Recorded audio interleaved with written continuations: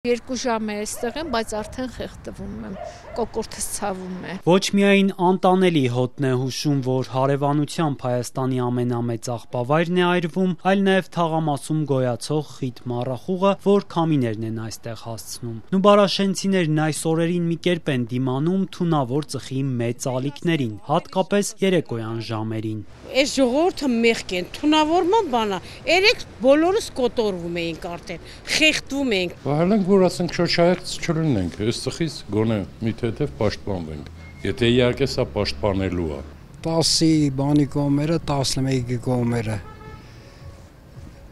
ծուխ գալիս է։ Ես տեղի բնակիչ չեմ, Էրեբունի եմ ապրում, բայց այնտեղ էլ է հոտը գալիս, երբ որ քամի ա լինում։ Երեկվանից Նուբարաշենի աղբավայրը ծխի մեջ է, չնայած քաղաքային իշխանությունները հայտարարեցին, որ հրդեհը 3 երեկոյան մարվել է, այսօր դեռ շարունակվում են առանձին օջախների մարման աշխատանքները։ Վտանգավոր հատվածները հողով են ծածկվում։ Մինչ այդ քաղաքի տարբեր վարչական շրջաններից մինչև անգամ աղբավայրից կիլոմետրեր հեռու Արաբկիրից, Դավթաշենից, Ավանից մարդիկ ահազանգում են ծխի տհաճ հոտի աղտոտված օդի մասին։ Կեսօրին քաղաքապետարանից շնչառական խնդիրներ ունեցող քաղաքացիներին խորհուրդ էին տալիս սահմանափակել դրսում գտնվելու ժամանակը, մարզվողներին էլ դրսում սպորտով չզբաղվել։ Սիրելի երևանցիներ, մենք գտնվում ենք Քաղաքապետ Տիգրան Ավինյանը կեսօրին հայտնեց, որ կենտրոնում ժամը 11-ի դրությամբ օդի աղտոտվածության առավել բարձր մակարդակ է արձանագրվել։ Իսկ ժամեր անց հենց ծխացող աղբավայրից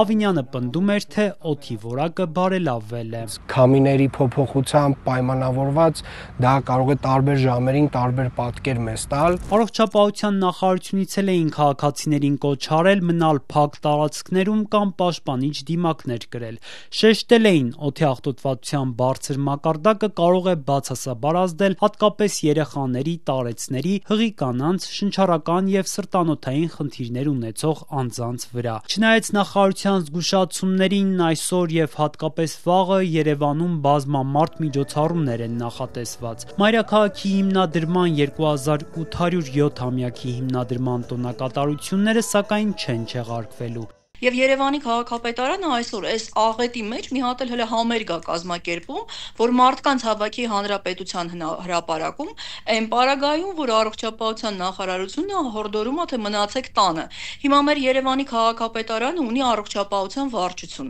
Առողջապահության վարչությունը ոնց է վերաբերում եւ որևիցե ձայն անգամ չի հանում այն ամենի հետ, ինչը որ կատարվում է Երևան քաղաքում։ Չէ՞ որ սրանք լրջագույն հետևանքներ են առողջության համար։ Հանրային առողջապահության փորձագետն ասում է, աղբավայրը ռումբ է քաղաքի սրտում, այն օր առաջ պետք է փակել։ Երևանի մասին երգ, Երևանի մասին տոն, այս ամենը պետքա, դա շատ լավ է, բայց մենք չենք կարող այդ ամենը անենք զոհասեղանին դնելով մեր երեխաների առողջությունը առաջին հերթին։ Այսինքն պետքա գիտակցենք, որ կան խնդիրներ, որոնք առաջնային լուծում են պահանջում։ Քաղաքային իշխանությունները Նուբարաշենի աղբավայրը փակելու մասին պարբերաբար են խոսում։ Դե շատ լավ կլինի, որ փակվի այդ խոստումների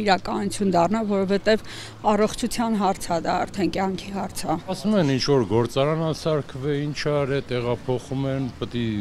չգիտեմ, այս 30 տարի է հլավել սպասում ենք դրան։ Քանի տարի է, որ նման խոստումներ եք լսում։ Էսի որ ասեմ մի 5 տարուց ավել է։ Սիրելի երևանցիներ, Քաղաքապետը երեկ էլ խոստացավ այս տարի կենցաղային թափոնների վերամշակման գործարանի մրցույթի առաջին փուլը կհայտարարվի, առանց հստակեցնելու երբ է փակվելու Նուբարաշենի աղբավայրը։ սա է այն համակարգային լուծումը, որը մեկընդմիշտ փակելու է Նուբարաշենի աղբավայրի էջը։ Հայաստանի ամենամեծ աղբավայրում հրդեհները պարբերական են, վերջին խոշոր հրդեհը ամռանն էր, բռնկվելու տևեց մի քանի օր։ Եթե դրա բռնկման համար քաղաքային իշխանությունները որևէ մեկին հանրային չմեղադրեցին, ապա այս մեկի դեպքում քաղաքապետը հայտարարեց. հրդեհը ոչ թե պատահականության, այլ դիտավորության հետևանք է։ Տիգրան Ավինյանը սակայն չէր բացահայտել, ինչն է նման պնդման հիմք հանդիսացել։ Հրդեհի հետ որևէ կապ ունեցած անձ կհենթարկվի պատասխանատվության օրենքի ամբողջ խստությամբ։ Միայն ասել էր, թե այս հարցով խոսել է ազգային անվտանգության ծառայության տնօրենի ու ներքին գործերի նախարարի հետ։ Այսօր արդեն քննչական կոմիտեից հայտնում են, որ հրդեհի դեպքի առնչությամբ քրեական գործ է հարուցվել վտանգավոր քիմիական կամ կենսաբանական նյութերի կամ թափոնների հետ վարվելու անվտանգության կանոնները խախտելու հոդվածով։ Դեռ ձերբակալված չկա, իսկ աղբավայրում ակտիվ օջախները մարելու աշխատանքները նաև գիշերը կշարունակվեն։